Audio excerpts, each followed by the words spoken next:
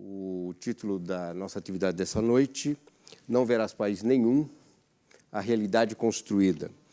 Vamos tratar do processo de criação, documentação e de crítica genética, posso citar como crítica genética, do livro Não Verás País Nenhum, de Inácio de Loyola Brandão, nosso convidado. Tudo bom, Inácio? Essas coisas é tudo de Inácio, e para tratar do livro, inclusive... Eu não vou ler tudo, não. Inclusive o spray, ninguém esqueceu, é dele, é para o evento o spray. Tudo bem com você? Até agora, tudo bem. E, com muito prazer, a participação da Cecília Almeida Salles, que é a curadora de todo esse programa, o Redes da Criação, e que fez um trabalho de estudo do processo de criação de Não Verás País Nenhum. Tudo bom, Cecília? Vai mostrar lá, está preparadinha para mostrar para a gente. Tem uma aula. Essa é a edição nova. A minha edição é antiga, da Cecília. Essa caiu nos pedaços? Essa que você usou, essa faz parte do seu processo, né? Que é o livro que você usou para o estudo. Quarta. Fiquei sabendo agora, não sabia. Não Verás País Nenhum já vendeu cerca de 1 milhão de exemplares só no Brasil. De 81 até agora. Um livro que, ano passado, teve toda uma comemoração dos seus 25 anos. Loyola, que papel tem, qual é digamos assim, a posição do Não Verás País Nenhum na sua obra, né? O que ele tem de comum dentro da sua obra, o que ele tem de específico, inclusive com a história do livro, né? Com a trajetória do livro enquanto um produto já acabado. Não me pergunte essas coisas, eu não sei. Isso é coisa para teórico, isso é coisa para Cecília, é para o crítico. Eu vou escrevendo. Mas ele tem um papel importante, que é o seguinte: quando eu lancei Zero, em 75, e que foi proibido em 76, ficou um peso enorme em cima de mim. Sempre falava zero, era zero, era zero, era zero, e os outros livros deixaram de existir. Veio Cadeiras Proibidas, veio depois O Sol, Dentes ao Sol, veio Cães Danados, e ninguém falava, só falava de zero, zero, zero. De repente, sai Não Verás País Nenhum. E aí foi uma libertação. De um momento para o outro, eles carregaram o olhar em cima do Não Verás País Nenhum, porque era um livro completamente original naquele momento. O Não Verás País Nenhum é um livro que se passa no Brasil, num suposto futuro, escrito entre 76 e 81, lançado em 81, deveria se passar no Brasil em 2010, 2020, 2030. Só que ele já começou a acontecer. É um livro que se passa no Brasil sem árvores, sem água, com a comida toda química, industrializada, a água que se bebe é a urina reciclada. O Amazonas é um grande deserto, é a 8ª maravilha do mundo. O livro é narrado por um professor de história, o Souza, aposentado compulsoriamente por um regime que pode ser a ditadura que estava lá, que pode ser a continuação da ditadura, que pode ser o regime atual que está aí, do Lula, enfim. São Paulo tem 60 milhões de habitantes e é cercado inteirinho por um cinturão de favelas, que são os acampamentos paupérrimos. Tem um muro, como se fosse um muro eletrônico, que impede as pessoas de entrar e que impede as pessoas de sair. A cidade é toda dividida em guetos. Tem um bairro onde são os privilegiados, tem outro bairro dos ricos, tem outro bairro dos políticos, tem o bairro dos corruptos, tem o bairro dos que se aproveitam de todas as situações, tem o bairro do pobre, da classe média, enfim, tudo. E você não pode circular de um bairro para o outro, a não ser com autorizações especiais. Na verdade, fichas. Tem umas fichas que você pode circular. Uma cidade intensamente vigiada, um calor infernal, esse calor aumenta cada vez mais até o final do livro, quando ele é insuportável. Em certos bolsões, que chama bolsões de calor, quando as pessoas passam, o sol incidindo em cima deles mata. Então você tem que descobrir onde estão os bolsões para você não morrer. Esse é o clima do Não Verás País Nenhum. E daí até o título. Agora, claro, esse livro eu comecei a escrever e num determinado momento, eu também não estava aguentando escrever. Foi quando eu decidi começar a escrever de novo, incluindo um certo humor, muita ironia, sarcasmo, mas zombaria que era para poder suportar Suportar o próprio livro. suportar o próprio livro. Vários leitores eu conheço vieram me dizer que jamais leram o livro até o fim. Eu acho muito interessante. Outros falaram, comecei há 10 anos, aí depois eu acabei. E hoje é um livro absolutamente normal, porque chega um momento em que esse livro fala do gigantesco congestionamento. Que é a cena, digamos assim... É uma das cenas mais marcantes. mais marcantes, E uma mais das comentadas do livro. comentadas, que é o momento em que acaba o combustível e é o momento em que os carros não têm mais para onde ir. Quer dizer, todas as ruas estão cheias, todos os cruzamentos estão fechados, todas as grandes freeways estão lotadas e se paralisou tudo. Isso é uma coisa que eu criei em 81. Em 2008, se você sair em determinados dias, a gente já tem o congestionamento de 250 quilômetros, como ocorreu, acho que a semana passada. Então, o que eu imaginei que ia ser em 2020, 2030, já começou. E tudo isso eu parti da realidade daquele momento. De ficar olhando e imaginando como poderia ser. E acabou sendo esse livro, que eles chamam de distopia, eu não sei bem o que é distopia, mas que é também uma utopia. E que eu sempre fiz uma dedicatória assim, tomara que tal futuro nunca aconteça. Hoje em dia eu digo assim, poxa, isso já está acontecendo. Então esse livro, talvez depois eu conto um pouco do processo dele, que é o meu livro mais vendido, é o meu livro mais traduzido. Para quantos países? Já tem em 10, 11 países, tem até em coreano do norte. O livro em coreano eu só descobri porque tinha uma fotografia minha na contracapa. Quando eu vi meu nome, naqueles ideogramas, é até bonito, mas não tinha ideia do que era. Só que na capa tem a cidade de São Francisco. Acho que eles não têm ideia do que é também. Nós não temos ideia do que eles são, nem eles do que a gente é. Então a gente se vinga assim. Mas também... E tem um detalhe, que é um livro, evidentemente, muito comentado dentro do círculo de criação da ficção científica brasileira, né? Pois é, mas eu me oponho não, eu rejeito esse título de ficção científica. Para mim sempre foi uma ficção político-burocrática.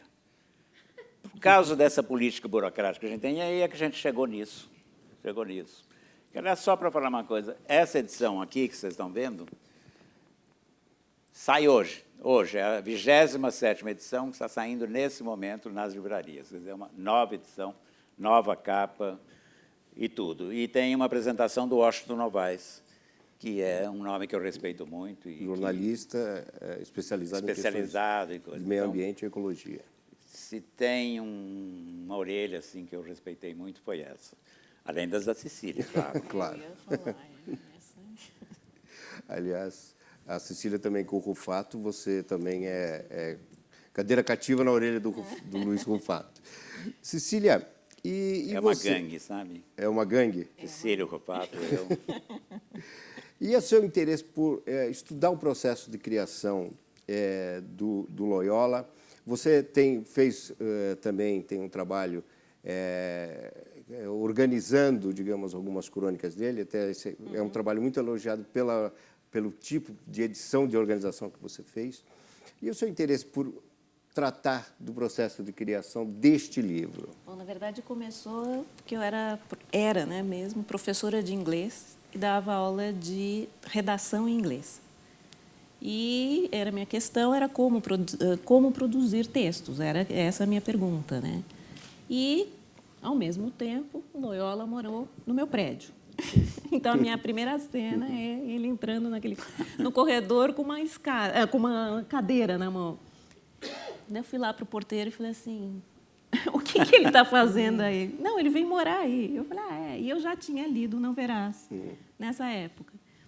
Daí, quando saiu o Verde, Violentou o Muro, eu convidei a Loyola para ir na minha classe, na PUC, para conversar com os alunos. Embora eu desse aula de redação em inglês, eu achava que era interessante ter uma conversa com a produção de texto, né? E no meio dessa conversa, uma classe imensa, cheíssima, você lembra? Nossa, a gente descendo aquelas rampas, descendo gente por todos os lados. E daí ele tirou os diários do Não Verás e leu um pedaço.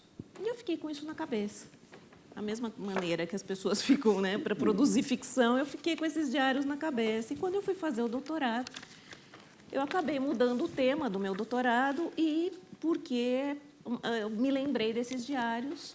E daí a minha orientadora na época falou assim, muda o tema, vai lá e vai estudar isso, porque eu acho que tem uma coisa muito importante aí. São alguns.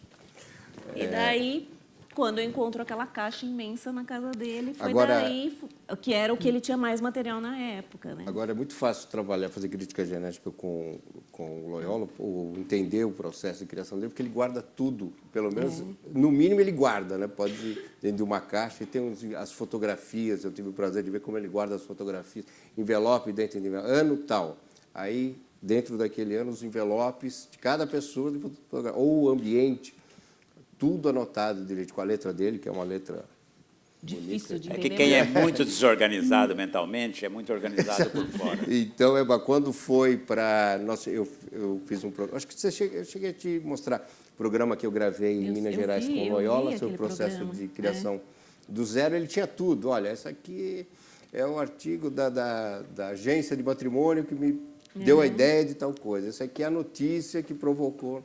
Tinha tudo guardadinho. É que eu não tenho imaginação se não tiver nada em volta de mim. Ó. Vai pegando.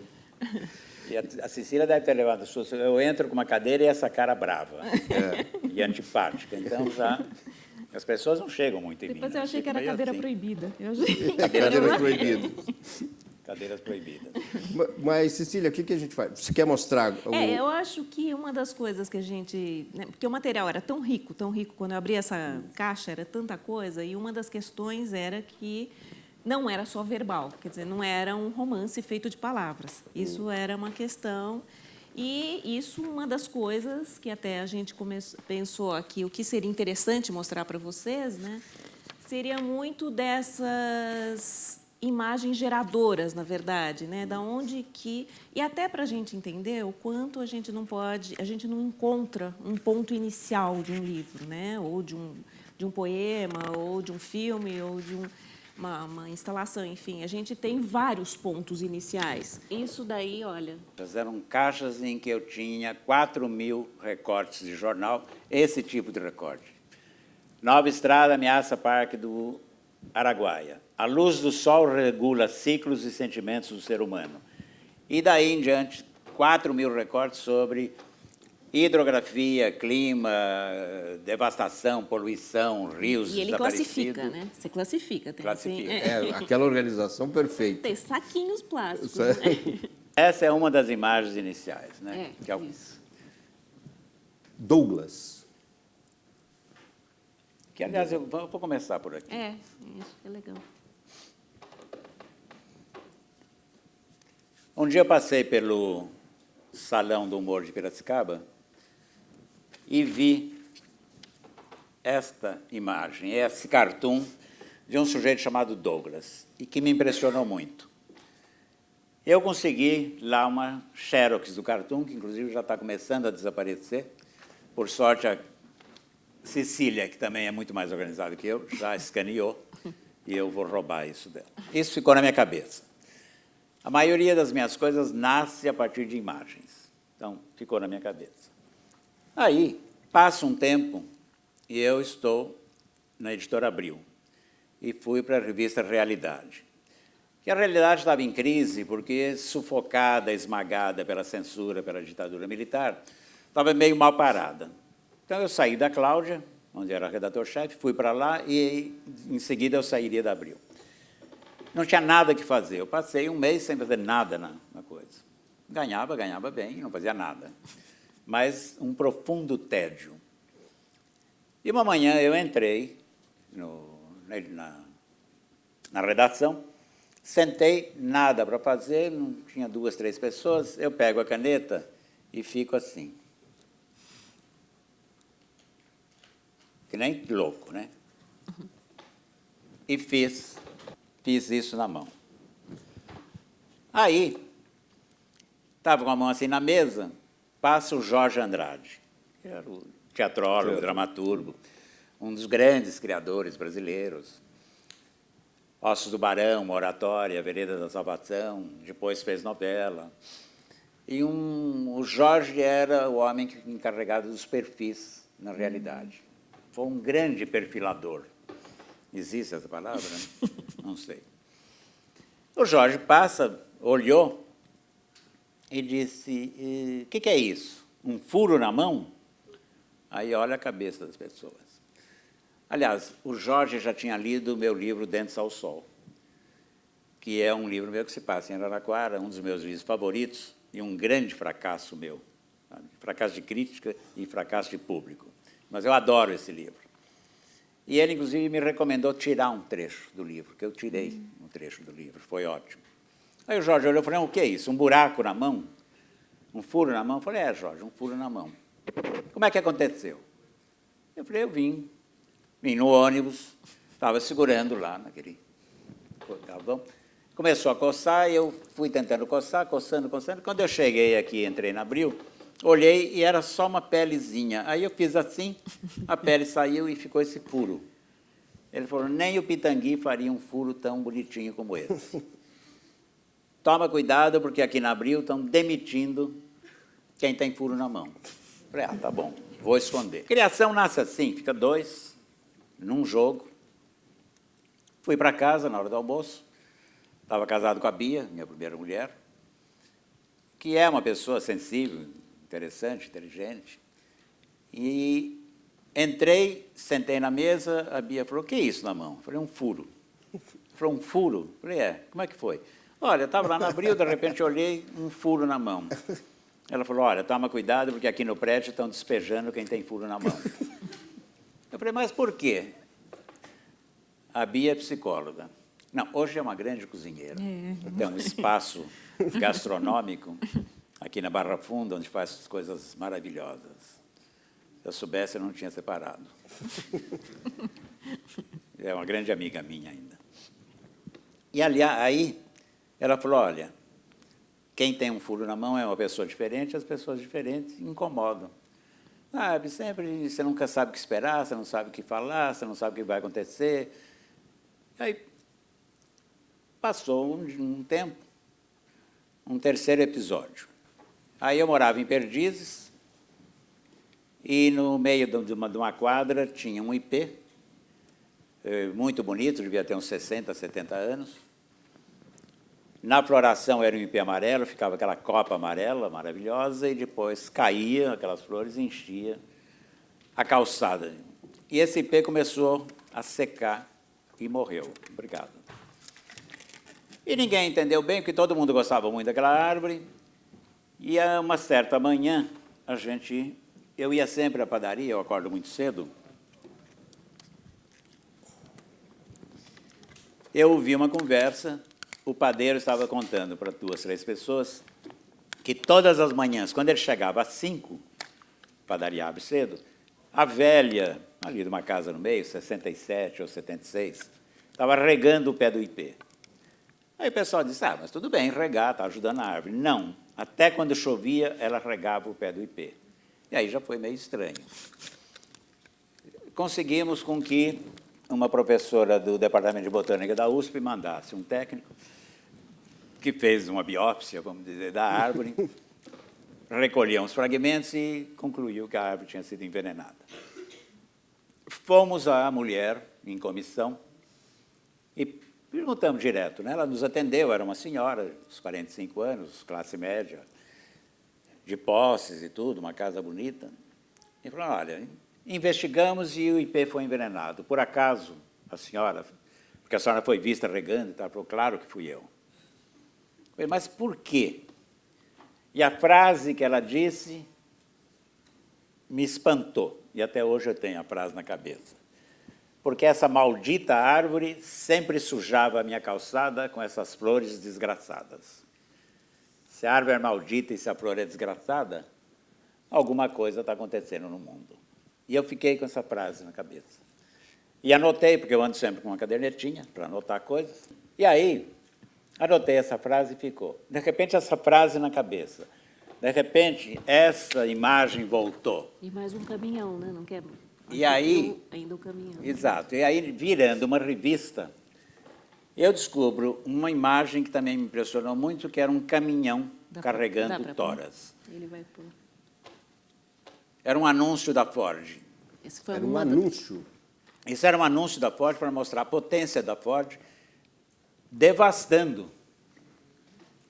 Então, você junta essas imagens todas, e essa imagem, depois, ela aparece o livro inteiro, porque na cabeça do personagem fica uma mancha marrom que ele não identifica, ele nunca sabe. É uma espécie de gancho que eu vou conduzindo o leitor até no final. E daí eu encontro esta anotação. Aí... Logo, encontro a foto separada e depois essa anotação, só para vocês entenderem essas conexões que vão sendo feitas. Né? Que ano nós estamos aqui? Nesse momento que você vê essa foto, faz essa Foi anotação. antes de 81. Né? 81 é quando eu Passou a limpo. redatilografei tudo. Passou a limpo as anotações. Passei a limpo. As anotações... Como eu trabalhava em imprensa, isso aqui era o que a gente chamava boneco de fascículo. É uma espécie de modelo para você imaginar como é que vai ser um fascículo. Você desenhava aí o... E eu fazia tudo aqui nisso. Eu fazia um diário de trabalho. A cada dia eu ia dizendo as dificuldades que eu tinha com o livro, as facilidades, os caminhos que eu deveria tomar. Olha, 78. 78. Provavelmente 78, 79, essa... E depois, Essa quando ele, a foto do caminhão. E daí, quando ele datilografou essa imagem, é que foi em 81. Foi em 81 que ele passou. Daí ele comentou. Né? Tudo à mão, eu adoro mexer à mão. Eu trabalho com computador hoje, mas eu trabalho muito à mão. Isso aqui tem uns 100 desse aqui, que eu depois fui transformando em... Além disso, ainda tem anotações à parte. Nessa capa aqui está escrito corte final. Ah, isso é a história. Aí eu já chego. O primeiro título do livro era o corte final. Né? De repente, a imagem do caminhão, a imagem do enterro da árvore, a imagem do buraco na mão, e eu comecei a escrever um conto de um homem que sai de casa, sai do trabalho, vai para o trabalho, começa a coçar a mão, vem o furo na mão, ele é demitido, ele sai para a rua, fica andando pela rua com aquele furo, encontra algumas outras pessoas com furo, e aí ele começa a sentir o calor que está na cidade, e aí ele descobre que essa cidade não tem uma árvore, e aí ele pensa, então a cidade não tem árvore, ele descobre que o Estado não tem árvores, e ele descobre que o país não tem árvores, e aí ele começa a penetrar numa realidade, porque ele vivia enclausurado, ele e a mulher dele, a Adelaide. E aí, por que eu escolhi um professor de história? Porque é um homem que tem informações sobre o passado e pode refletir sobre o presente. E esse professor foi aposentado compulsoriamente por esse regime. Então, ele também está desempregado, está andando. E aí, esse andar pela cidade... Não tem árvore e não tem emprego. Não tem árvore, não tem emprego e não tem... o Amazonas já não tem mais. O país é todo dividido, porque o país foi entregue às multinacionais, quer dizer, Sergipe não existe, Pernambuco não existe, Paraíba não existe. É tudo uma pequena concentração. Olha, isso daqui é justamente o mapa que ele está falando dos pedaços daqui. É uma das versões do mapa. Aqui era a cidade. Centro esquecido de São Paulo, que é o centro atual. O círculo dos assessores embriagados, que era um monte de ministro e político que enchia a cara, tem alguns ainda lá.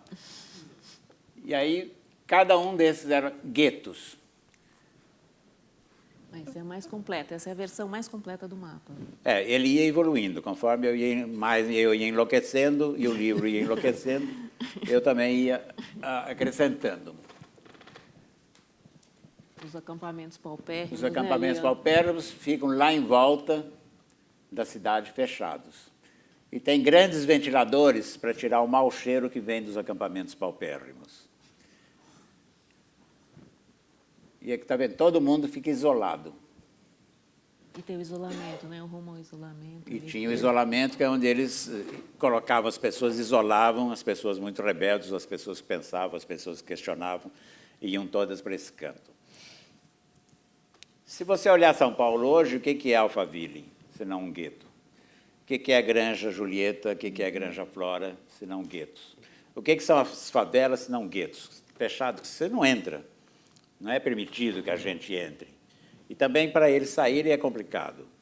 Então, cada lugar é um gueto. Mas, cada prédio, cada casa, o que é hoje? É defendida por grades, por guaritas, por câmeras de vigilância, por aqueles holofotes todos que vêm, por cães, por seguranças, que é uma nova ordem social, a dos seguranças, logo identificados, né, pelo terno preto, sapato preto, tudo preto. Você olha e sabe que é segurança.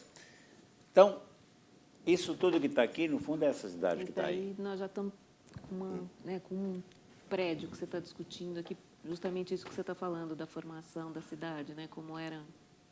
Isso tudo você ia anotando... Isso tudo eu ia anotando, guardando. Aí já é... Aqui você passou a limpo, não? Estava aqui? Não, você aqui está... Já é direto? Essa é direto. Aí você anota, guarda... Você não está... Nesse momento, você não está escrevendo o livro. Eu já estou escrevendo. Já está escrevendo o livro. Eu já estou escrevendo o livro. Quando eu comecei esse conto do Sousa, e que ele é demitido e sai pela cidade, e aí é o calor, e o sol, ele sente aquele sol que vai fustigando, que vai machucando, e aí, de repente, eu falei, eu tenho que me informar. E ainda teve o conto do Homem do Fuzil na Mão antes, né? Teve o conto que ainda não termina. E daí você até guarda o conto. Né? Eu guardo o conto. Aliás, publiquei o primeiro conto, que tem 10 páginas. Que não era ainda Sousa, né? Era um homem com não era Sousa, não tem nome nem nada. A primeira versão é um conto que eu publiquei na Homem Vogue. E aconteceu uma coisa curiosa, porque continuei pensando nesse conto. Quando eu publico alguma coisa, eu nunca mais... Eu leio quando sai e nunca mais releio. Nunca mais. Acabou. Porque não é mais meu. O conto Portanto, não reescreve nunca, nem... Nunca, acabou. Vai embora. Já é do leitor. Aí já é outro mundo, aí eu já vou para outro conto, outra história. Porque senão você fica no mesmo, mastigando. Só que esse conto eu continuei a pensar nele durante alguns anos. Foi quando eu sentei para reescrever o conto, já pensando em romance. Já pensando no Brasil sem árvores, já pensando no deserto, já pensando nessa divisão da cidade, nos 60 milhões, Porque etc. você também continuou o seu trabalho de coletar informação. Não, ainda não. Quando eu comecei o livro, chegou um momento que eu falei assim, eu preciso de informações. Foi quando eu fui e li 100 livros sobre meio ambiente, hidrografia, ecologia, clima, buraco de ozônio na atmosfera. Ainda não existia a palavra aquecimento global, ainda não se falava em aquecimento global, mas se falava na transformação do clima, entende? E já começava o gelo do Polo Norte a lentamente se derreter, então tinha coisas assim. E também eu lembro de uma notícia que era muito curiosa, que tinha nevado no deserto do Saara. Isso foi uma notícia de jornal que me impressionou muito. Nevar no deserto do Saara. Então, eu falei, alguma coisa está acontecendo no mundo. Aí que eu fui atrás. Aí parei o livro e comecei a pesquisar. Pesquisar não. Todos os dias eu recortava essas notícias de jornal.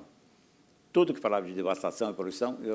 Foi quando eu fiz esse arquivo de 4.000 recortes, doenças estranhas ocasionadas pelo sol, pessoas negras que ficaram brancas, pessoas que perderam a pele, pessoas que perderam... Peixes mortos que apareciam em Santa Catarina, né, de tainhas sem olhos, tudo isso ia... Alguma coisa estava acontecendo no mundo e ainda continua a acontecer. E aí eu tive o quê? Isso não é que eu usei dentro do livro, é que eu tinha um lastro dentro de mim para poder escrever o que eu quisesse. E aí o livro deslanchou. E aí o livro começou a... Essa passagem é todo um personagem percorrendo a cidade e, ao mesmo tempo, ele vai contando como as coisas foram acontecendo. Daí o professor de História. Daí o professor de História e daí a Adelaide, que é a mulher dele, que é uma mulher muito simples, recatada, diria minha mãe, que usa aquelas roupas fechadas, tudo até aqui. e que toca piano, ela toca piano muito bem. E que, num determinado momento, a Adelaide desaparece do livro. É quando o Sousa também sai para buscar a Adelaide, e aí ele penetra num caos absoluto, que é o caos do livro, vigiado com os helicópteros, sabe? Os helicópteros que ficam vigiando, que abaixa, que prende, que mata as pessoas. E esses helicópteros eu usei. Eu uso muito música para escrever. Eu preciso do clima da música. Que, aliás, se ele tiver o CD, é a música número 1. Essa é a trilha sonora do Não Verás País Nenhum. Essa é a trilha sonora do Não Verás País Nenhum, que, na verdade, é a trilha sonora do filme Apocalipse Now. Que é um clima do Apocalipse Now, e é exatamente o clima.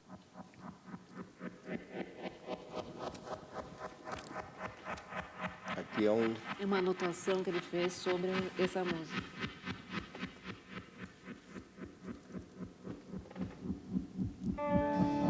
Isso ficava o dia inteiro em volta de mim. Eu estava desempregado naquela época, já quando eu estava escrevendo o livro. Eu tinha sido mandado embora da Editora 3. Foi minha única demissão na vida. Portanto, você já tinha da história do desenho, né? Já o estava Jorge Andrade já aproveitando. tinha saído da Abril. Já Tem tinha o saído da IP, Abril. E ele podia agora também passar para a trilha 5. A 5 é Wagner, que é a Cavalgada das Valquírias. É quando os helicópteros, no filme Apocalipse Now, Eles chegam. invadem e dominam tudo. Que foi usado também pelo Fellini no 8,5. Esse disco ele só não furou porque eu estava ouvindo o Bolachão. Aliás, ele quase furou porque eu estava ouvindo o Bolachão, tocava o tempo inteiro. Eu tenho vitrola ainda em casa e tenho também o do CD em volta. Eu sempre escrevo com música, o tempo inteiro.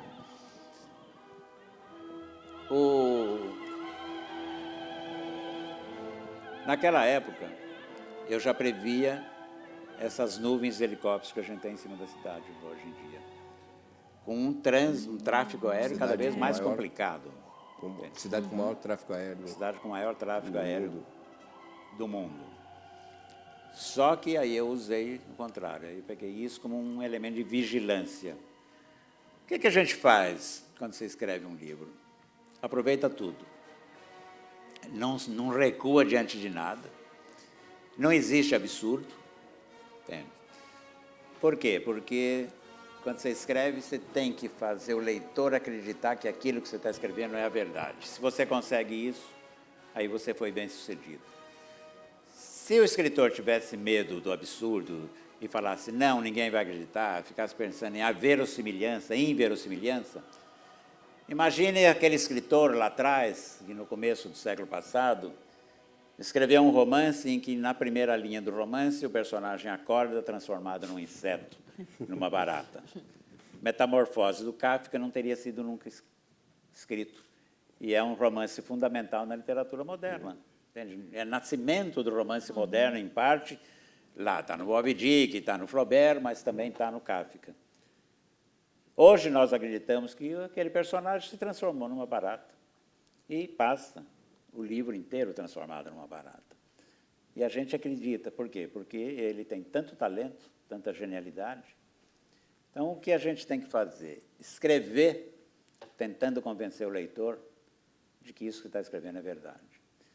Acho que deu certo com Não Verás, porque, inclusive, ele não só é um dos livros mais vendidos, como é um dos livros mais adotados. Isso.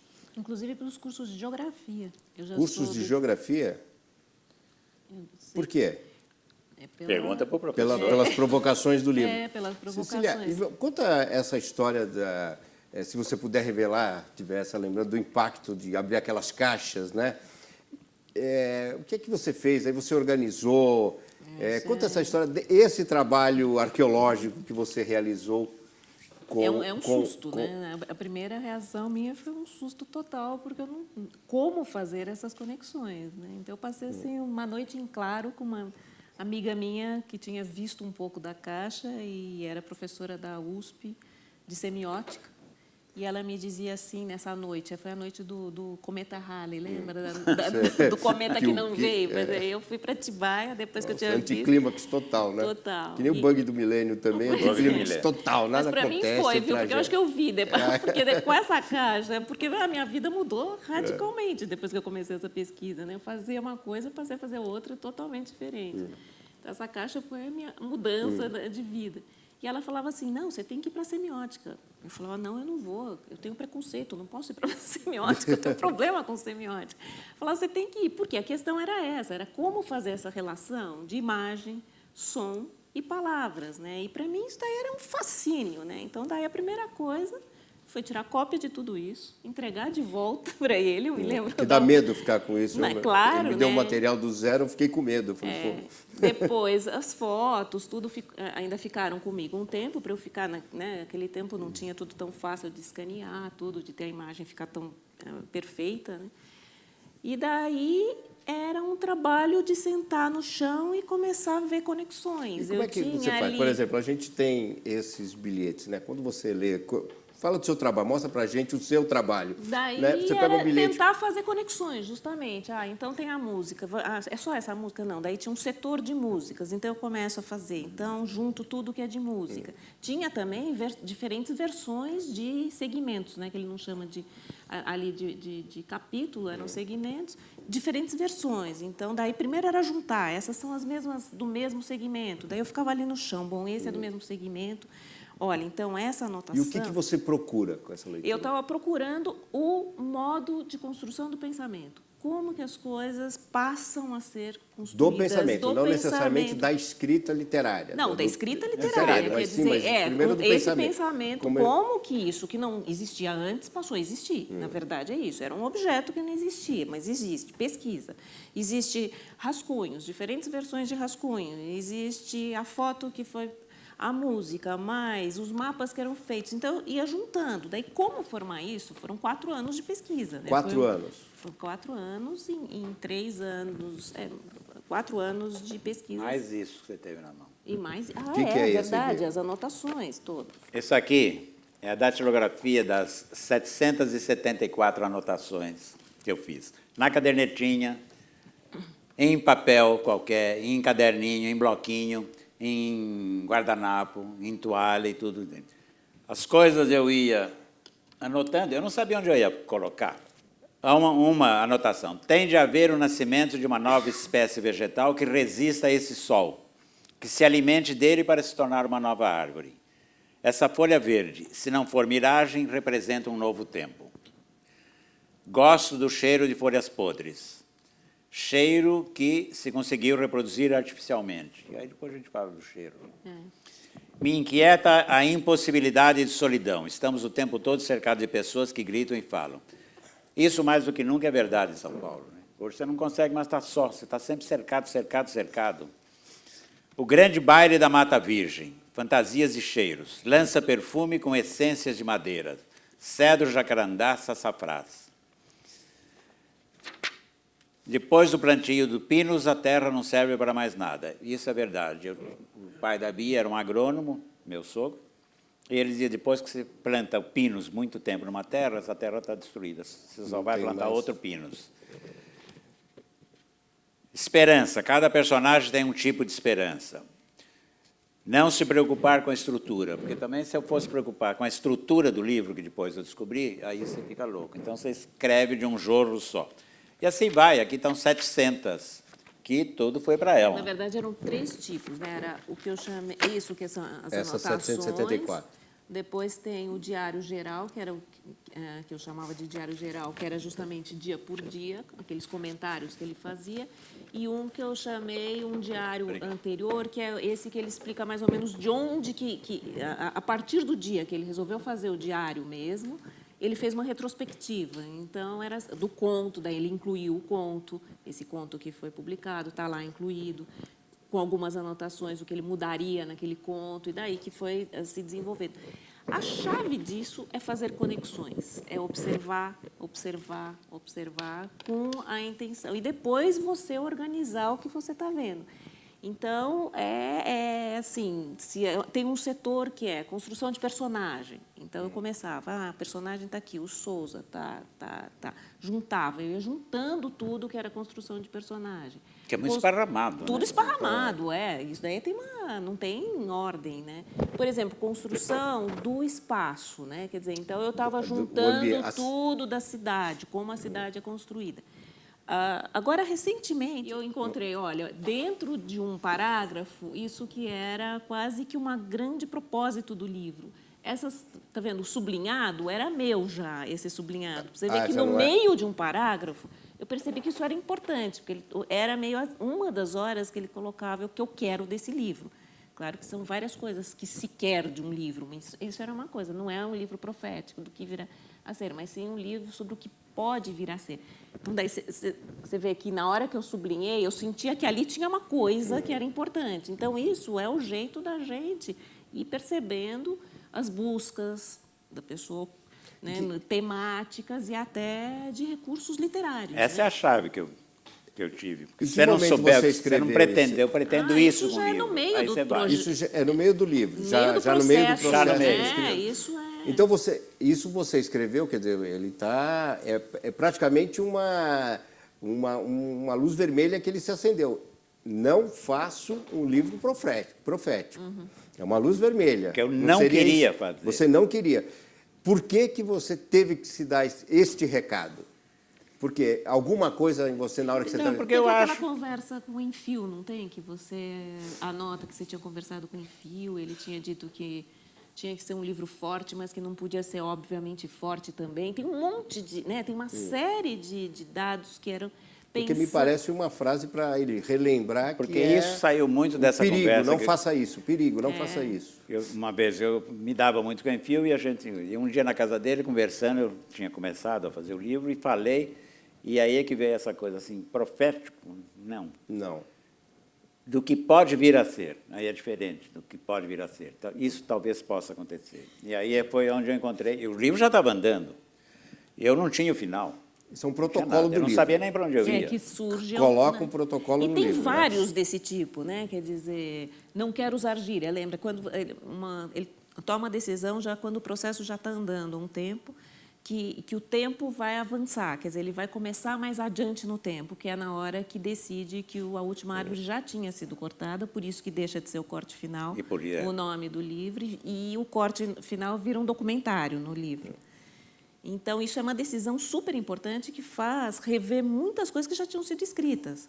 Então, se ia começar mais adiante, o sufoco do calor estava maior, tudo estava mais tenso, então não existia mais crianças, né? Daí ele vai lá e revê, tira a coisa do quintal, que ainda umas casas tinham quintal, vai lá e tira tudo que é de quintal, porque era...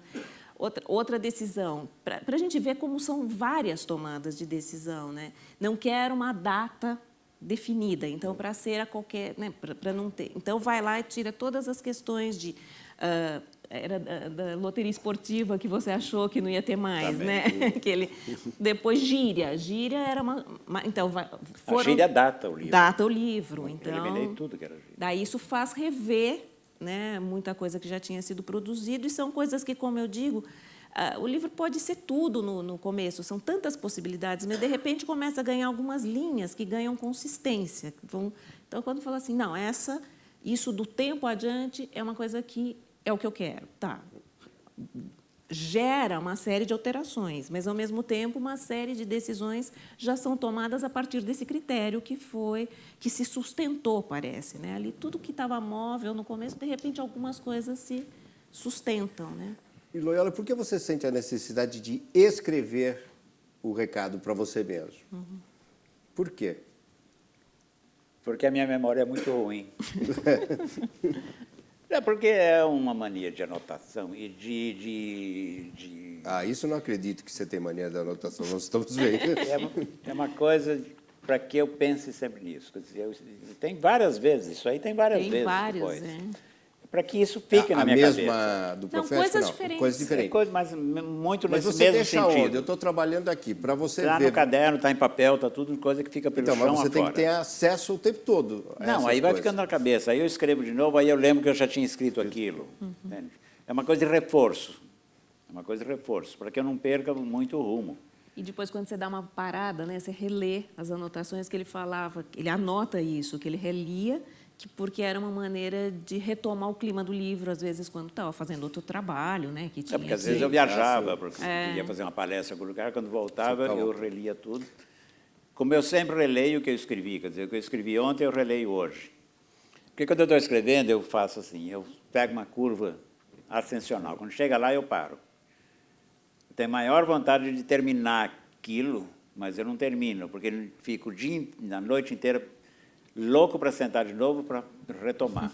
E aí eu quero fazer aquilo, eu quero resolver o personagem, a situação, só que está lá em cima, e sobe, porque o livro é isso. Se eu fizer isso, aqui embaixo eu tenho que esquentar de novo a turbina para subir. Então, lá... Isso tudo é um processo que É um você processo. criou para você mesmo. Eu criei para mim mesmo, não. Para voltar ao clima. Eu Hemingway, Eu né? não criei, eu copiei do Hemingway. Ele já dizia isso, a gente aprende com os outros. E acho que o Faulkner também fazia essa coisa, assim, parava lá, De porque ter fica com vontade de voltar. Seria uma trança interrompida. E você quer É continuar? um gosto de quero mais. Você Quero sempre- mais, preciso. Aí o dia seguinte tem mais, aí o dia seguinte tem mais. Quer dizer, Agora, o tempo que você... é uma mania. O tempo que, por exemplo, no Não Verás País Nenhum, o tempo que você dedica a refletir sobre o livro, escrever suas anotações, a questão da leitura, as matérias de jornais, os livros, tal, me parece que vai chegar uma hora que que nós chegaremos à conclusão que do período inteiro, né, desde a hora do furo da mão até publicar o livro, você passou mais tempo lendo, anotando, pensando, refletindo, relendo as anotações do que escrevendo ou não? Não. Escrevendo propriamente Porque o eu texto? acordo e eu dedico 1 hora a isso. Não. 1 hora. 1, 2. E as outras 5, 6, 7 eu livro. Porque quando eu estou num processo, eu levanto às 5 e trabalho pelo menos até às 10. E como eu tenho um emprego, às 10 eu vou para o emprego. Agora, hoje eu estou sem um emprego, porque eu fiz uns acordos. Também depois de 15 anos numa revista, Chega 1 hora. cheguei 1 hora ainda. Mas eu sempre trabalhei assim, até às 10, aí tomava banho, ia para o meu emprego normal, e aí minha vida era normal. Você não volta para escrever à noite? Não volto para escrever à noite. À noite é a família, é o jantar, é o cinema, é uma coisa, mesmo porque o meu emprego me esgota um pouco, porque também o meu emprego é escrever, eu sou Palavra jornalista. também, claro. Então, aí vai aquelas coisas todas. Acordo de novo, às vezes acordo às 4. Eu durmo muito pouco, eu não preciso dormir, sabe Deus lá o porquê. E a gente vai envelhecendo, vai dormindo menos ainda. Então, graças a Deus, pelo menos é uma vantagem. Aliás, várias vantagens. Sabe? Eu tenho, acho que é uma grande idade essa que eu estou. Então, mas eu dedico 2 horas, vamos dizer, a reflexão, a me reorganizar. E o resto, pau na máquina. É muito mais criando do que recriando outra coisa. E eu faço uma primeira versão e aí eu volto. Aí eu venho para cá. Agora, para entender realmente como as coisas vão acontecendo. Deixa eu ler um trecho. Existe um dia que é o dia obrigatório do consumo, que o governo decide fazer isso porque estava... E o Sousa e a mulher dele vão ao supermercado. E aí a Adelaide diz, pensei, porque o cheiro que tem na atmosfera é um cheiro ruim. E ontem eu estava conversando com essa Liane João, que é uma mulher especializada em meio ambiente, até tem uma revista em Campinas. Estudou comigo. Um documento. Aí ela me explicou uma coisa que, quando o aquecimento global vier, isso vai subir a água do mar. A população litorânea que vai sofrer muito mais, porque essa água subindo vai, inclusive, tapar os bueiros e tapar todas as coisas. E o que vai acontecer? O bueiro vai refluir e o cheiro que vai ter no mundo vai ser insuportável, porque todos os bueiros vão voltar para dentro. Então, uma das coisas que tinha na minha cabeça era, eu inconsciente lá atrás, era os esgotos do Tietê voltando para trás. E aí esse cheiro da cidade. E aí as pessoas procurando um odor agradável. E aí já tem cheiro para vender no supermercado. Pensei em comprar uns cheiros, disse Adelaide. E o Souza, vamos comprar um cheiro do fim de tarde. Essas coisas não existiam mais. E também um de água na terra seca. Era tão bom, um dia quente, o pó, vinham aqueles pingos, batiam forte, o pó subia, o cheiro também. Estão em falta disso, cacheiro. E do que tem? Esse que é o momento de poesia, eu gosto. Cheiro de folha seca, folha podre úmida, eucalipto no fim da tarde, coqueiro, flores, verduras, café torrado. Café torrado é um cheiro meu de infância em Araraquara, que tinha muitas torrefações, e às 5 da tarde aquele cheiro ocupava a cidade. Até hoje eu tenho aqui. Do lado de uma torrefação. Sabe, era uma delícia. Hoje Araraquara tem o cheiro da Cutralha, que é a fábrica de suco de laranja, então aquele cheiro de laranja toma a cidade. Papel novo, algodãozinho. É uma delícia o cheiro de algodãozinho em loja de tecido. Chamate, bosta de vaca, leite queimado na chapa, pão de forno, serraria depois de cortar tronco de cedro. Outra coisa que tinha perto de casa era a serraria, e vinha aqueles troncos, e o cheiro vinha de 100 metros até a gente. Alfazema, jasmim. De vez em quando você passa em São Paulo, em certas ruas, mesmo na João Moura, tem jasmim. Jasmim e dama da noite. Esse é muito particular. Igreja na hora da bênção, que era o cheiro do incenso. Eu fui coroinha. Sanitário limpo de cinema. Moça que tomou banho com sabonete. Roupa passada. Isso é outro. Não essa que hoje tem aqueles produtos todos químicos com aquele coisa, mas aquela roupa passada que ficava o cheiro do quente do ferro. Jatobá aberto. Frango assando. Jaca. Hálito de criança. Hálito de criança após escovar os dentes. E tem mais uns 200. Nacionais? Nacionais, só o bosta de vaca, a roupa passada, o gás de escapamento e o quarto fechado a longo tempo. Compramos 3 sprays, leite queimado na chapa, serraria depois de cortar tronco de cedro e carvão queimado na fornalha de locomotiva. Claro, eu sou filho de ferroviário. Meu tio era chefe de estação e eu na estação ficava esperando porque eu subia na máquina. Meu avô forneceu muita lenha para a estrada. Posso reconstituir o cheiro do vapor a hora que quiser. Ficava à beira da linha enquanto carregava um tender. Então, essas coisas, imagens nostálgicas, perpassam o livro mostrando um tempo que já não existe mais. E aonde nasceu essa coisa do cheiro? Essa coisa do cheiro nasceu uma tarde que eu fui a um supermercado, estou falando dos anos 70, e ia por um corredor e senti o cheiro de um cara que ele tinha dado um pum naquele minuto. E eu olhei para ele, ele olhou e ele viu que vinha vindo uma mulher, e ele pegou um desodorante de spray e ficou para ver se disfarçava. E aí eu fiquei pensando assim, e se tivesse um spray com cheiros dos mais diferentes? Estou falando dos anos 70. Hoje você pode ir no supermercado que tem vários cheiros. Eu mesmo hoje fui a um supermercado e ó, está aqui. Um spray. E sabe qual é esse cheiro? Tinha lavanda, não sei o quê, cachemir buquê, mas eu comprei esse que é lembranças da infância. Ainda não cheirei, mas a gente pode ver. Vamos ver. Qual que é. Que infância será essa? Tenta aí você asperge sobre o público. Lembranças de infância vocês vão ter Alguém é agora. alérgico, não? Ninguém é alérgico? Ninguém é alérgico? Tá É de bumbum de criança, mais especificamente. Deixa eu ver. Sentiu? Acho que era uma criança muito rica, viu? Muito rica. Ah, Mas o que é isso aí?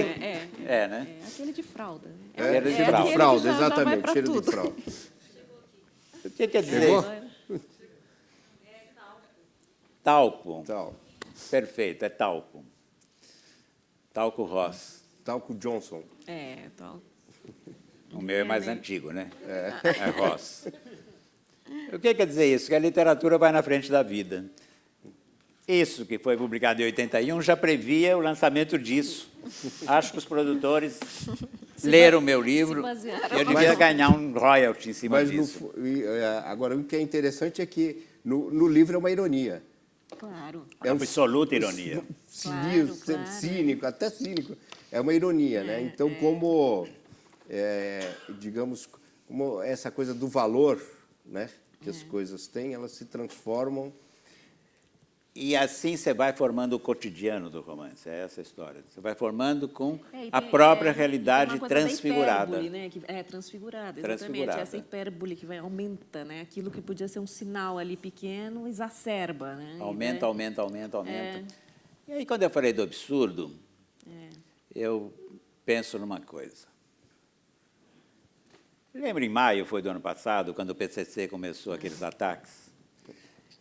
E aí começou o noticiário, imprensa, televisão, né? O PCC está atacando um banco, o PCC está atacando um posto policial, o PCC está ameaçando os carros da Marginal, e aí começou aquela coisa crescer, crescer. Eu me lembro que às 5 da tarde, talvez um pouco antes, na Vogue, onde eu trabalhava, ainda colaboro, dispensaram todo mundo. Várias empresas. Várias empresas, a maioria das empresas. E eu saí para a rua, a Vogue é na Avenida Brasil, eu vinha andando pela Avenida Brasil, até a João Moura, onde eu moro. O trânsito completamente paralisado, porque ninguém andava para lado nenhum. A maioria das pessoas no telefone, né, ligando para mulher, para marido, para filho, para filha, namorada, todo mundo tentando se localizar, e aquilo crescendo, e o rádio falando, gente chorando ali no volante, sabe, aquela coisa, né?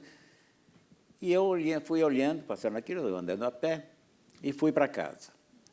8 da noite eu desci para a Avenida Brasil, absolutamente deserta, como se tivesse tido uma bomba nuclear. O único lugar onde tinha 2 empregados era o McDonald's, na Brasil, com as Rebouças. Ainda eu entrei e pedi um suco e falei, olha, o PCC vem vindo. Eles disseram, não, a gente já vai fechar. Isso era a realidade ou era o absurdo? Para mim era o absurdo, só que era a realidade. Então, quando você falar em absurdo ou realidade, é uma coisa muito relativa, né? Posso falar uma coisa mais absurda? Nessa sexta-feira, esse teatro estava absolutamente lotado, a gente estava tendo leituras aqui. Estavam escritores dessa geração 90, a gente estava fazendo uma série de apresentações de leituras aqui. O teatro estava absolutamente lotado. E vocês ficaram? Ficamos, claro. O PCC não atacou aqui. Não, mesmo porque isso a gente deve trabalhar, né? A construção de como isso foi feito é mais louco do que, né, a reação. Aliás, quem sofreu uma reação muito grande, o Demetrio Magnoli, né, o geógrafo, escreveu um artigo no dia seguinte na Folha. O pessoal começou a escrever cartas contra o artigo, que eu acho absolutamente perfeito, e o título é Pânico no Galinheiro. Né? Quer dizer, aquilo foi uma loucura, uma histeria. Né? No seu caso, no livro, não. Né? Há uma... Chega um determinado momento em que o Souza, a Adelaide, a mulher dele, já foi embora, e ele está mexendo dentro da casa, ele encontra um baú, abre esse baú, e dentro desse baú tem uma série de vestidos que o deixam perplexo, porque são vestidos decotadíssimos, entende? Vem até aqui o decote, ou com as costas inteiras de fora, ou cortes aqui que deixariam as coxas da Adelaide de fora. E é uma coisa totalmente oposta à personalidade dela. Não tinha nada a ver com a personalidade dela, mas era o baú dela. Vestidos com paetês, com strass, coisas de pluma, quase de vedete de teatro-vista, aquele teatro-vista antigo, e meias arrastão, sapatos de salto alto, tudo isso escondido dentro desse baú. Isso é um pouco a coisa assim, o Souza não conhecia a própria mulher. Que mistério que essa mulher escondia? Isso é uma coisa que fica no ar dentro do livro.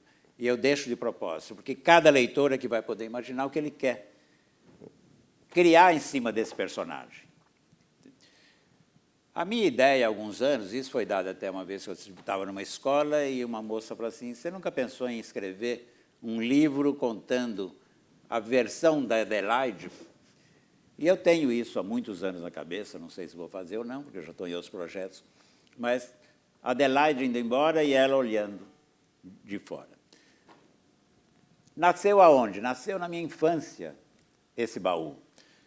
Porque lá em Araraquara, eu tinha uma tia-avó, a tia Margarida, que era uma mulher que ela teve febre, uma febre reumática na infância, era aleijada de uma perna e um pé todo torto, que ela andava com dificuldade, profundamente católica, profundamente crente, profundamente beata, mas que tinha uma coisa incrível, a tia Margarida. Ela andava sempre com vestido marrom até aqui. E a tia Margarida era uma grande contadora de histórias. Ela tinha uma cadeira que ela ficava sentada e eu e os outros netos, tios, sobrinhos netos, ela contava as histórias de fada, de duende, de anão, de gnomo, era fantástico. Muito do meu gosto por histórias vem da tia Margarida. E até um dia um dos primos lá, o Zezé, que era muito coisa, falou, ah, tia, você é aleijada, você fica contando de viagem, você é aleijada, você nunca viajou? Ela falou, ó, me apontou para a cabeça, que foi uma grande lição, né, para mim. Ela viajava com a cabeça. Ela morreu. Logo depois, minha avó branca foi fazer aquela limpeza de armário, né, de quem morreu, e encontrou uma maleta com vestidos que a tia Margarida tinha, que eram exatamente assim. Assim, absolutamente imorais e escandalosos, pecaminosos. Por que a tia Margarida tinha aquilo? Esse é um mistério na minha família, que ficou anos e anos e anos e que agora eu joguei para fora nesse livro. Compartilho. Então, o que quer dizer? O que é um romance? Um romance é o que você vê em volta, mas é também a memória, né? É você usar a memória, você usar a lembrança, além da invenção. Então, a hora que você vê, você está exaurido, às vezes, de tudo que você pôde utilizar. Eu lembro que um dia eu estava fazendo um bate-papo, eu, a Lígia, e uma estudante falou para a Lígia, quanto tempo você demora para escrever um livro? Ela falou, a vida inteira. E é verdade, claro, né? A vida inteira você precisa para escrever um livro. 2, 3, 4 anos é um trabalho ali, mas se você não viveu, é outra história. É da vida que você vai buscando, vai retirando, vai cavocando. O Egberto Gismonti, que tem uma história interessante, chegou um pessoal da Globo, chegou para ele fazer uma trilha sonora, não lembro exatamente para quê, na casa dele, falou, tudo bem, em 15 minutos ele fez, ficou maravilhoso, que era fantástico, tal, não sei o quê. Aí o produtor tinha esquecido de combinar o preço com ele. E falou, puxa, nós nem combinamos o preço, nem fizemos nada. Quanto é, Egberto? Ele falou, R$200 mil. Pô, era um trabalho, na época, assim, para 4 mil. Ficou assustado, mas R$200 mil por 15 minutos? 60 anos, mais 15 minutos. Agora, a Cecília, tem uma coisa que ela também gosta de falar, porque ela pega o original e preocupa-se com as correções e as mudanças e as revisões que a gente faz no original. Aí um pouco é que entra também a coisa da questão da genética, aí você poderia talvez falar. Essa coisa, eu acho que tem umas coisas que me fascinaram nesse processo do Loyola, um encontro daquele papel das linhas, né? Que de repente ele olhou e falou assim, nossa, 5 linhas aqui, que interessante, vou fazer o livro todo com parágrafos de 5 linhas. Isso porque ele estipulou, né, uma regra para o jogo, uma restrição, estipulou uma regra, e isso virou um jogo para ele, ao mesmo tempo criou muitas dificuldades, mas muito interessante, ele levou adiante. E daí, ligando a isso que ele falou, que ele estava explicando a coisa do mistério da Adelaide, eu acho que foi uma das coisas que ficou, que de repente ele falou assim, falta delírio no livro. Né? Essas coisas dessas... Isso estava numa anotação. Quase essa ordem que ele se dá, né? que é falta delírio no livro. E esse fácil delírio, né? Uma das coisas é... que o parágrafo depois, quando o Sousa enlouquece praticamente, né, que ele os próprios parágrafos também enlouquecem. Então, isso, para mim, era uma coisa assim de ver como que passa a virar recurso literário, né? Porque ali é um uso mesmo de uma questão. Primeiro, o padrão. O jogo foi mantido. Deu, claro, que gerou um texto com um ritmo determinado, porque você lê um texto inteirinho com parágrafos de 5 linhas... Todos os parágrafos. Todos os parágrafos de 5 linhas geram um determinado ritmo. Então, dá que, associado a essa coisa da música, que está por baixo de tudo, que sempre passa, né? Então, tem esse ritmo. Na hora que o personagem enlouquece o parágrafo também. E daí deixa de ter as 5 linhas. Então, essas coisas que eu acho que nessa pesquisa, você juntando daí, pega o que foi refeito do texto, mais anotação, mais lendo e relendo o livro, porque, claro, que ele é a referência permanente, porque era como chegou aquilo. Tudo isso, essa coisa de você juntar e você ver como as coisas vão se dando, na verdade, né, é muito... E o outro ponto que eu acho que, para mim, foi um fascínio foi a coisa do otimismo-pessimismo, que ele passou o processo inteiro ali...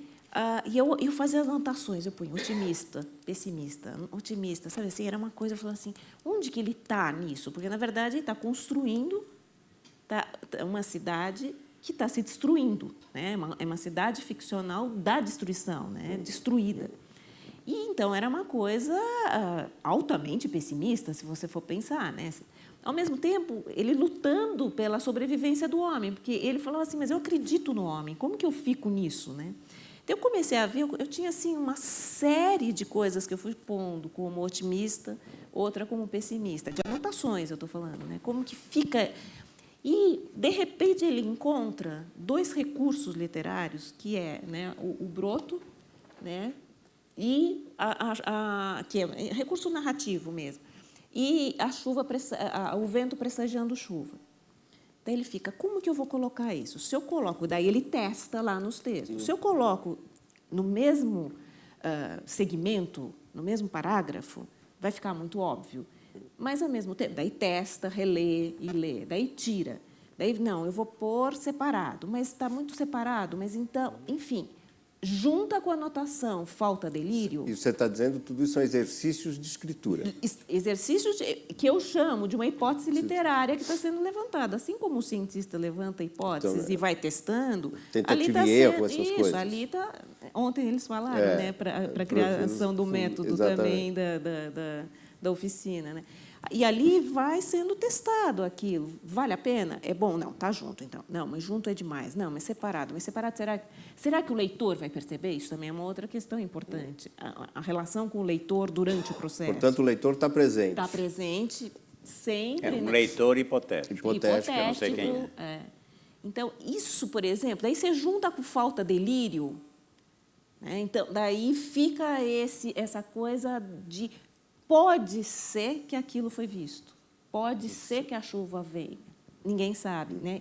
Tem uma sutileza na colocação desse recurso para a gente ir juntando com tudo isso que ele está falando, com o parágrafo que enlouquece, com a lâmpada que começa a sair daí, né? Conta da lâmpada, aquela história é ótima.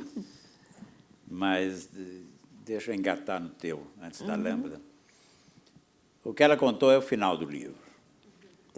Porque estragou a surpresa, mas não faz mal. Vocês depois pensam... Já vendeu bastante. Hã? Já vendeu tanto, né? Já vendeu tanto. Mas esse era o final do livro, porque com esse sol matando o governo, os governos sempre têm soluções fantásticas para todos os problemas. O governo resolve construir uma imensa marquise para abrigar a população embaixo. Uma solução prosaica, ridícula, etc., mas está lá. E o Sousa está na ponta da marquise, mas ele fica se segurando para não ser empurrado no sol, porque se ele for para o sol, ele morre na hora. E aí aquela coisa, aquele povo se encostando, se tocando, se cheirando, e ele olha para o chão, aí são as últimas linhas do livro, aquele chão gretado, aquela coisa meio nordestina, seca, desértica, e vê assim um buraquinho e uma planta saindo. E ele fica olhando a planta e, nesse momento, ele sente um cheiro, né? Um vento que traz um cheiro de chuva. Isso todo mundo conhece, tem esse cheiro de chuva, você sabe quando vem vindo. E o livro acaba. Eu reescrevi isso 18 vezes, até dar um tom ambíguo. Você não sabe se o Sousa acredita ou ele enlouqueceu. Não, você não sabe se ele está vendo realmente uma planta ou se ele acabou de enlouquecer de vez com o sol, com a fome e com toda essa situação. O leitor escolhe. O leitor é que decide. Então, eu não decido o fim do livro. Quem decide é quem está lendo. Se você acredita nessa regeneração da natureza, vamos dizer, claro, ali é uma planta. Se você não acredita em nada, não, está louco e acaba o livro aí. Quer dizer, você colocou a sua angústia dessa Desse contradição, otimismo, pessimismo para o leitor. O leitor, o problema é dele, eu não quero mais ter Foi problema. a fórmula que você encontrou. É uma forma de testar o leitor. O leitor tem que ser uma coisa ativa, não pode ser passivo. Eu não dou a solução de nada para o leitor. O leitor Senão não vai seria acompanhando. literatura também, né? Hã? Senão também não seria literatura. Senão não seria literatura. Se é tudo explicado, explícito, aí é o best-seller. O best-seller manual. você tem tudo arrumadinho. É um manual. Por isso que é gostoso escrever best-seller. Está tudo ali, não precisa pensar. Acabou, está tudo... quando você pede que o leitor tenha uma colaboração, é essa. O Kurt Meyer-Glasson, que é o alemão, o tradutor do zero para o alemão, ele tem uma frase, que aliás ele deve estar hoje com quase 100 anos, é impressionante, que o pessimista não passa de um otimista com experiência. Então, você lê o livro também com essa sensação na Depende cabeça. da idade. Cecília, eu queria te... O das lâmpadas que você falou. Das lâmpadas, exato. Vamos lá. A lâmpada amarela sempre aparece dentro do livro. Tá? Em determinados momentos aparece essa lâmpada. Porque eu tinha na cabeça uns versos do Fernando Pessoa que fala das lâmpadas elétricas, né, que são impiedosas, uma coisa assim. E na minha casa, quando criança, a energia elétrica, nos anos 40, era uma coisa muito fraca. E eu lembro que a gente também era muito pobre e tinha um bico de luz na sala, amarelo, triste. A gente mal conseguia ler com aquilo. E lembro também que na rua as lâmpadas eram todas amarelas e fracas. Às vezes eu saía de noite para comprar pão, eu gostava de sair de noite para comprar pão doce na padaria, era a hora que saía. E aí eu ia para aquela rua de lâmpadas amarelas que davam uma angústia muito grande. Então essa coisa de lâmpada amarela sempre me deu uma certa angústia. E eu queria colocar essa angústia no Sousa e na Adelaide.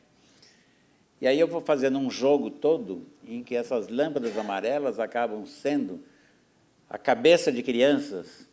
As cabeças das crianças iam explodindo, porque eram as crianças que tinham sido obrigadas a ser mandadas embora desse país onde tudo estava acabando. E o Sousa e a Adelaide tiveram um filho ou não tiveram um filho, é uma outra coisa que eu deixo. Porque eles sempre falam desse filho. E eles lembram desse filho com a cabeça explodindo, como se fosse uma lâmpada amarela explodindo. Então, essa aí é a outra referencial que eu fui buscar onde? Fui buscar lá em mim e aí, de repente, também dentro do Fernando Pessoa. Agora, até hoje, essa lâmpada amarela fraca me dá uma angústia muito grande. Uma coisa... Igreja também. Eu lembro que chegava na igreja, eu era católico, coisa, tinha que ir na igreja à noite, e tinha uma única lâmpada ainda, 6 da tarde, a igreja escura e uma única lâmpada. Ainda não tinha começado o ofício, aquelas coisas. E era de uma tristeza aquela igreja, aquela lampadinha, e eu me arrepiava.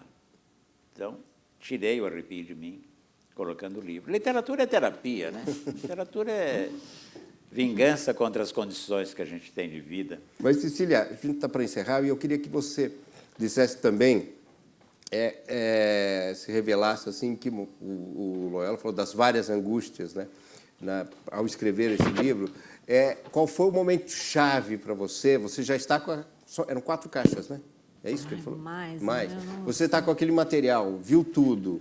Criar essas conexões, que não são fáceis, né? Tudo... Ele colaborou deixando na caixa, mas também não juntou nada. Se houve um momento que foi absolutamente decisivo nesse seu trabalho de uma reconstrução, outra, de entender as conexões e depois de formular um pensamento que daria para a sua tese, se houve um momento que foi chave para você.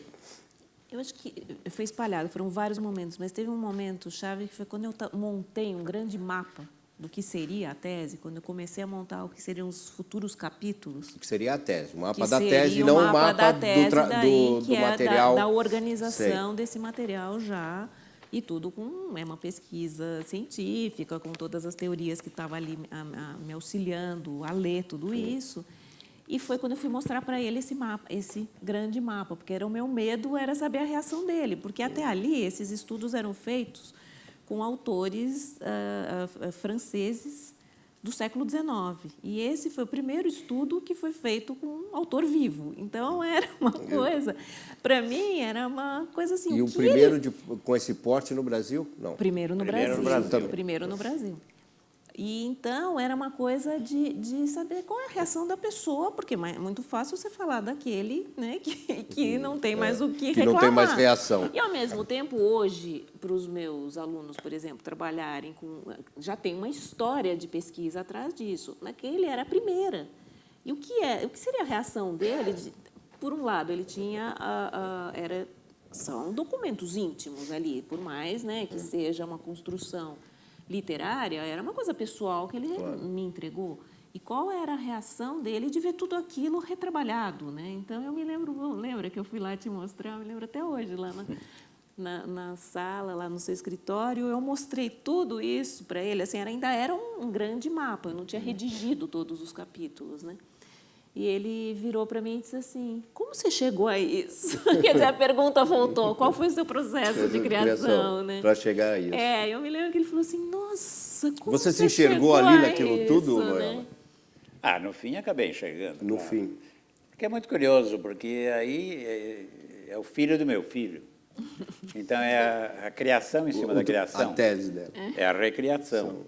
E isso é fascinante. É fazendo também ver o que os outros estão pensando e vendo em cima do que você fez. A gente não tem a reação, a não ser da crítica, mas a crítica hoje ainda é uma coisa muito melíflua. Então, você tem resenha, você não tem críticas vastas e com profundidade e tal. Então, de repente, esse é um trabalho que foi muito fundo no que você fez. Então, por um lado, comovente, e descobrindo coisas, sabe? E insinuações e referências e tendências, então, e coisas, às vezes, ocultas que ela viu e que eu ponho, às vezes, meio inconscientemente. Às vezes, não é que eu tenho uma consciência absoluta, eu estou pondo, estou colocando e sai coisa, e de repente eu falo, olha, aqui. Então, eu achei uma coisa, foi incrível. Tá? Lembra também, nesse processo, que não tinha computador. Ah, sim. Era reescrito à máquina várias vezes. E o meu também. O seu também não tinha. Não tinha. Hoje, o computador é uma maravilha, porque você corta, recorta e imprime 10 vezes a mesma coisa. Naquela época, não, era datilografar e redatilografar. Há um temor, né, de que a genética possa desaparecer com o computador, porque a pessoa corrige no computador e coisa. Eu ainda continuo a fazer na forma antiga. Eu escrevo uma Mesmo página, que tem as cadernetinhas. imprimo, e aí eu corrijo à mão. Eu tenho com muitos caneta Mas você, cinzeiro.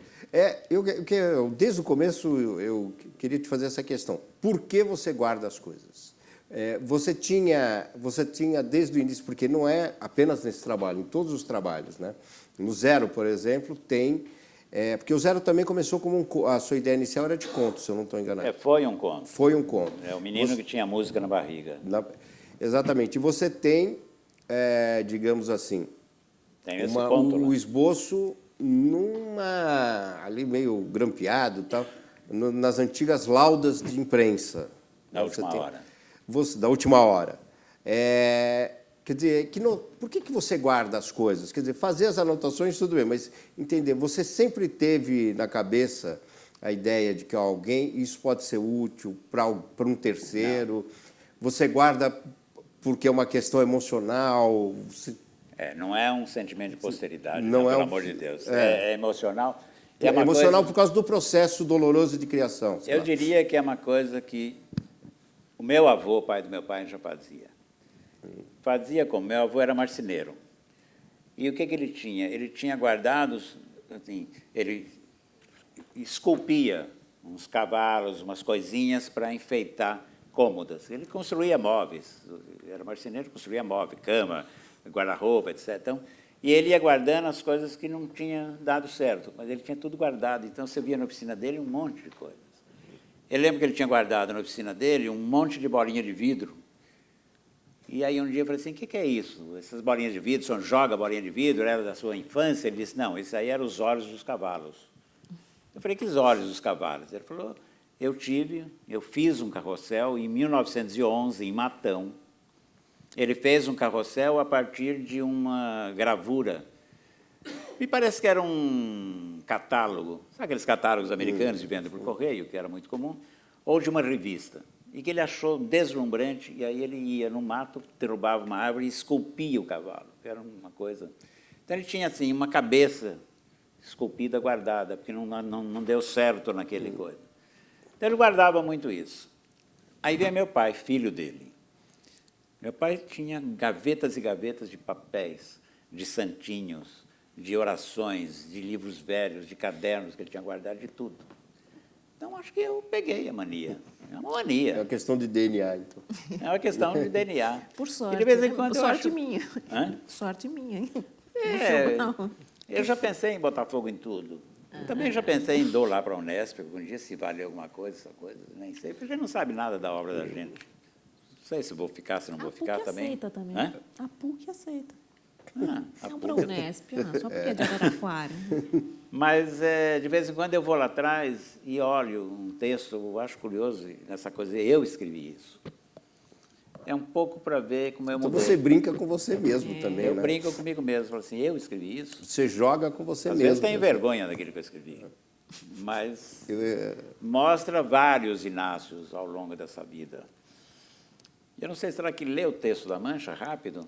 Pode, inclusive, a gente pode... Não sei se a Cecília quer falar mais Não, alguma daí, coisa, Se a Cecília. gente vai ler a da Mancha, eu vou pegar aqui. A mancha, essa mancha que vem perseguindo e que o Sousa não sabe bem o que é, que fica na cabeça dele, que vai e volta, ele sonha com ela. Veio do caminhão, né? E que veio do caminhão. Voltou aquela nota, né? Voltou a nota e voltou a imagem também. O caminhão avança, cheio de toras. O que você faz aí em frente? Saia, você não pode impedir, ele te passa em cima. Brecando, brecando, deslizando no chão liso de folhas verdes, é o caminhão saindo da floresta. Escorregadias, as toras se soltando, o caminhão virando por cima do meu avô, o avô marceneiro. Ninguém vai segurar, veja quantos caminhões estão saindo da floresta, a devastação. Saindo, saindo, ouça as serras elétricas. Meu avô, você não pode fazer nada contra elas. Ouça o barulho da árvore caindo sobre a outra, sobre a outra, sobre a outra, em série. Castelos de cartas, dominó, todo um circuito. Joga o teu machado fora, encoste no canto da oficina do quintal. Ele vai servir para cortar lenha para o fogão da vovó, se ainda houver lenha. E aí essa coisa fica bem claro para o Sousa, essa coisa que ele e o avô dele, que era um cara que usava a madeira, como o meu avô usava, que ele sente essa culpa, mas o avô usava pela sobrevivência, usava apenas o que queria, e de repente já não é mais, já é a motosserra, já é o caminhão, e já são centenas de caminhões, e já é o Amazonas. Segunda-feira tinha uma notícia no telejornal, que foi dada na terça, né, que já se devastou um estado do Rio, né, uma área correspondente ao estado do Rio, lá no Amazonas, isso em 2 meses. Então, também não segura, esse governo não está interessado em segurar nada, essa coisa vai continuar. Então, isso é uma maneira de você também mostrar como as coisas acontecem. Só que isso é de 81. A última palavra do livro que eu escrevi é a primeira, é a que abre o livro. O livro terminado, deixa eu voltar nas 5 linhas. Aí me deu essa história de fazer em 5 linhas, e eu fui gostando, e aí depois era coisa. Agora, é complicado, às vezes, você colocar o parágrafo apenas em 5 linhas. Aí você tinha que cortar palavras, você tinha que rearrumar a frase, cortar e rearrumar. Mas eu fiz, é um exercício. Só que uma coisa é o texto datilografado, e outra coisa é o texto impresso. Como era a Codecri, que era a editora do Pasquim, que ia imprimir a primeira versão do livro, a primeira edição do livro, eu mandei para o Pasquim um texto, mandei por correio, porque eu não tinha e-mail, não tinha nada, e pedi para eles imprimirem com o tipo que seria usado no livro. E eles imprimiram 3 páginas. E quando chegou, algumas linhas tinham dado 4. Alguns parágrafos tinham dado 4 linhas, outras tinham dado 6. E aí eu tinha que pensar no quê? As letras que são mais gordas, como o M e O, e as letras que são mais magras, como o I e o L. Então, aí vai ficando mais louco o processo. Então, aí eu fui reescrevendo coisas e trabalhando com palavras que tinham menos M ou mais M, mais I e mais L, para poder dar o tamanho. Uma vez o livro inteiro composto, ainda eu mexi no livro porque já tinha dado estouro em alguns lugares. Então, esse foi um livro que me infernizou até o último momento, até lá. Mas eu gostei de fazer isso, porque também te distrai daquele trabalho.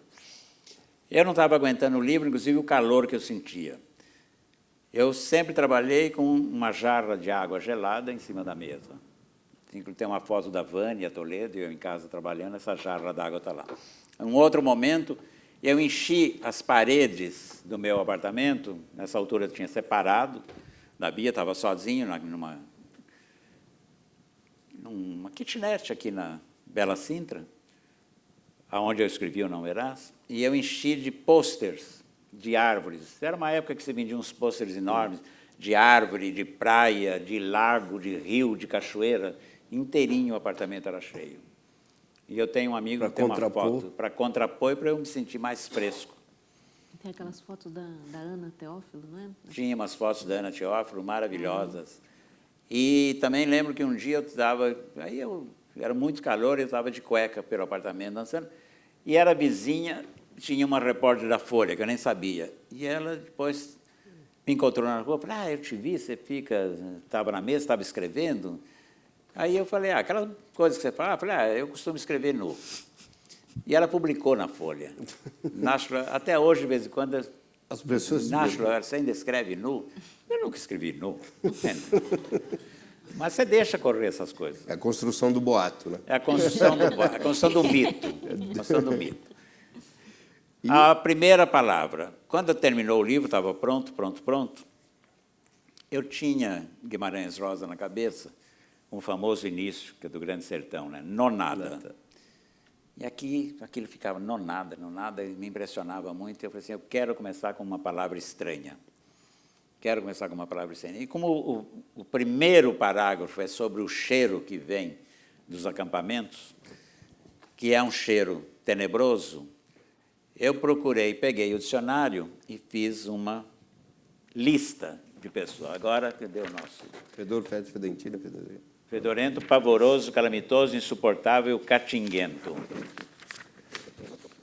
Infecto, bircoso. Bircoso eu encontrei num sinônimo de Portugal. Pestilento, podre, nojento, apavorante. Depois tem assombroso, inominável, horripilante, macabro, espaventoso, mefítico. E aí eu encontrei mefítico, que está aqui, é a primeira palavra. Não verás país nenhum, e começa exatamente assim, mefítico, ponto. E aí, o cheiro que vem dos acampamentos paupérrimos, etc. O livro terminou com a primeira palavra do primeiro capítulo, do primeiro segmento. Quer falar mais alguma coisa, Cecília? Não? Só que é um prazer estar aqui. E quero agradecer, então, a sua presença, Cecília, Loyola, mais uma vez. Muito obrigado. Agradecer a presença deles. Quero agradecer a presença de todos vocês. E uma história que eu sempre encontro, ninguém tem nada a ver com isso, mas como diz, eu acho que é a sobrinha da Cecília, eu só queria dizer que dentro, digamos assim, da minha história, o primeiro escritor que eu entrevistei na vida foi o Inácio de Loyola Brandão. Nem sempre que ele aceitou o convite, aquele convite maluco. Mas para fazer, eu e um companheiro, Jorge Vasconcelos, inventamos um negócio de um programa de rádio, isso em 81, em janeiro de 81, uma Rádio Gazeta, na época a Voz Forte do Esporte, hoje foi arrendada, né, para a Igreja Evangélica, e a gente escolheu o Loyola para ser o nosso primeiro entrevistado, e durou 18 anos aquela brincadeira. Obrigado pelos livros, Obrigado pela entrevista mais uma vez. Por essa e pela outra. Depois de 26 anos atrás. Depois eles foram publicar as entrevistas e encontraram todas menos a minha, né? Encontramos um trecho, exatamente. Na realidade, nós emprestamos a fita cassete. Não sei se alguém conhece fita cassete aqui.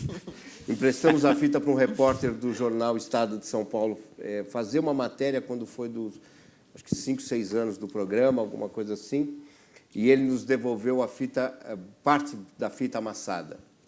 Então e eu guardei todas as fitas do programa. Não tem nada a ver com essa história, mas só porque ele está contando. E doamos para a Unicamp também. Eu também sou louco para guardar as coisas. Minha casa é entulhada. Mas aí depois, infelizmente, tivemos que só publicar um trecho, o primeiro trecho, o último trecho da entrevista, onde é profético, porque na primeira entrevista ele já diz: vocês inventaram uma coisa que você nunca mais vai sair. E, na realidade, durou 18 anos e mudou toda a minha vida a partir dali. Ele está continuando aqui no palco. Só falta a barba. Você quer fazer uma pergunta?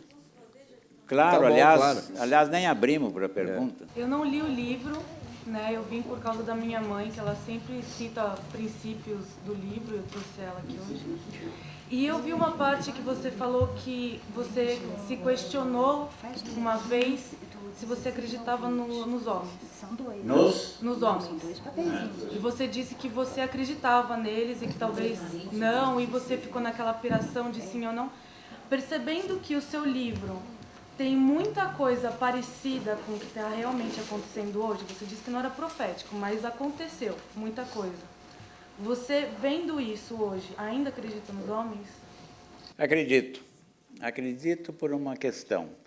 Eu não acho que a humanidade é suicida. Eu acho que ela é inconsequente, acho que ela é louca, e que ela vai fazendo as coisas, e que ela é individualista e egoísta. Mas na hora que ela vê que ela vai morrer, ela recua. E eu acho que aí ela se reconstrói. Da mesma forma que eu acredito que a natureza se reconstrói, a natureza vai se refazendo. Já existe, né, esta moça com quem eu conversei, que eu falei dessa ambientalista que faz essa revista em Campinas, ela estava dizendo que já está tendo um processo curioso no estado de São Paulo com a cana. Todo mundo está dizendo que a cana vai ocupar tudo, vai dominar tudo e vai matar. Onde tem morro e montanha, eles já não estão plantando cana, porque como eles estão usando muito trator para coisa, e o trator já tem problema da cana. Então, esses morros estão tendo vegetação refeita, e daqui a alguns anos você vai ter matas ali, nesses morros. E, ao mesmo tempo, estão aperfeiçoando de tal forma a cultura da cana que estão conseguindo mais produtos em menos espaço, e melhor produto em menor espaço. Então, de alguma forma, o próprio homem, a própria natureza vão se ajeitando e vão se acomodando. E acho, mas continuo a acreditar, acima de tudo, que não somos suicidas. Na hora que você vê que você vai morrer, você arrepia caminho. E eu sei o que é chegar perto da morte, porque eu tive perto dela em 96 e estou aqui. E na hora que eu falei, eu falei, estou um pouco ligando. A gente está ligando muito. Na hora que você vê que você vai passar, você pula fora. Mas aí é outra história, já é outro livro, aí já veio a bailarina, aí já é outro encontro, mas que foi um momento importantíssimo da minha vida. Não passei por lá de lá, passei por lá de cá, e foi o grande momento e a melhor coisa que me aconteceu. Mudei minha vida. Alguém mais quer fazer alguma pergunta? Pode. No final das contas, o que mudou na sua vida? E o que mudou na sua vida? Eu tenho que voltar rapidamente. Em 96, por um acaso, eu descobri que eu tinha um aneurisma na artéria cerebral direita. O aneurisma, aí eu depois fiquei sabendo tudo sobre o aneurisma. O aneurisma é chamado assassino silencioso em medicina, porque ele não tem sintoma. Quando ele tem o sintoma, que é uma dor, você já foi, que é uma artéria rompendo e provocando um derrame. Por um acaso, eu tive uma tontura, umas coisas, aí fui ao médico, fiz 1000 exames, aí fiz um exame e estava lá, o aneurisma. Até o médico falou, olha, você acabou de ganhar a Mega Sena, não em dinheiro, mas com a sua vida. Fui para uma cirurgia. Antes de ir para a cirurgia, meio arrumei minha vida, né? O que eu tinha que fazer, o que eu não tinha, o que fica para quem, não sei o quê. Paguei dívida, que eu pude pagar, as que eu não pude eu deixei, falei, vou morrer mesmo, tchau. Mas, enfim, eu era uma pessoa ansiosíssima. Eu era uma pessoa que trabalhava sábado, domingo, feriado, e eu vendia minhas férias para o patrão. Eu não parava. E eu queria escrever outro livro, eu queria escrever outro livro, eu queria escrever outro livro, Era uma coisa que eu não sabia onde ia. Eu era tão louco que eu, quando chegava em casa, quando eu chegava embaixo, eu já tirava a chave antes de entrar no elevador para abrir a porta. Eu vinha andando pela rua, quando eu via o farol verde, eu me apressava para atravessar antes que ele fechasse. Era tudo loucura. Eu chegava no aeroporto 3 horas antes, de medo de perder o avião. Eu continuo agora a chegar antes, bastante tempo, mas também não com 3 horas. Enfim, era uma coisa assim, o tempo inteiro inquieto. Acabou. Nunca mais trabalhei sábado e domingo. Nunca mais deixei de tirar férias. Nunca mais deixei de ser irresponsável, porque a gente, às vezes, é deliciosamente irresponsável. Às vezes eu tenho uma coisa para fazer, mas falo, eu não vou fazer. E vou para o bar. Tomar um chopp. Loyola, você que guarda tudo, quando você fez a cirurgia e você deixou 2 crônicas escritas para o Estadão, né? Eu deixei. Uma, se você não tivesse mais aqui, e a outra que se tivesse dado tudo certo. Você guardou a que você não tivesse mais aqui? Está tudo lá. Essa já estava no computador. Não, isso foi curioso, porque eu ia ter a cirurgia na segunda-feira, e na sexta eu cheguei para a minha secretária e falei, Patrícia, tem 2 crônicas aqui. Ela falou, é para o Estado? Eu falei, é. Eu falei, tem a 1 e a 2. Ela falou, mas por que 2? Eu falei, a 1 é se eu morrer, a 2 se eu viver. Porque eu não vou estar aqui para poder... Porque eu tinha que entregar a crônica na terça-feira de manhã. Aí a Patrícia começou a chorar e tudo. Mas essa crônica, inclusive, é assim, me desculpe, mas eu não estou aqui por um motivo de força maior. E aí eu falava inclusive do meu funeral, que eu quero uma festa, tem todas as músicas que eu queria que tocassem, brega, as músicas brega, bolero, né? Quizás, que eu gosto muito. Sempre que te perguntou, de quando e como. Enfim, Hernandes Hideaway, enfim, um monte de música. Não queria que ninguém chorasse. Minha mulher falou, mas eu vou chorar um pouco. Ele chora. Uns amigos falaram, eu vou chorar um pouco. Eu falei, mas chora escondido, que eu não vou ver. Mas, enfim, era uma crônica bem-humorada. Vivi, ela está lá. Se você não tiver humor...